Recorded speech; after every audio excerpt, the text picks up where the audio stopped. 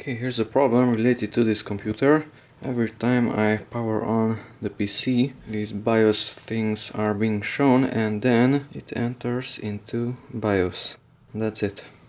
So it's not booting from the hard drive. That's an MSI motherboard B350 PC MATE model. Okay, and let's see how to fix this problem.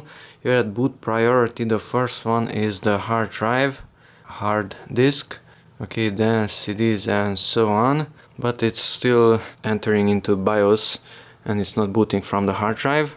So let's go here to settings, then to boot, and go down. Even here the first one is the hard disk.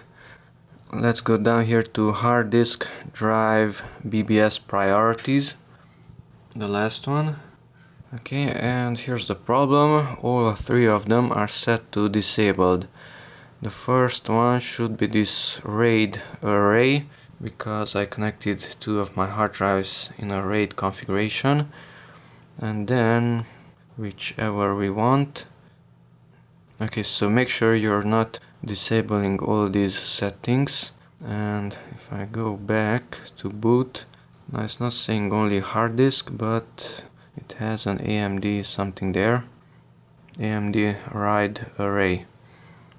Okay, and that's it. Let's close it with the X in the upper right corner. And yes, to save it. That's this RAID related menu. Something from the BIOS. And yes, that's the operating system selection menu. And now it's starting. So now it's not entering automatically into BIOS, but Windows is loading. That's it. Thanks for watching. Bye bye.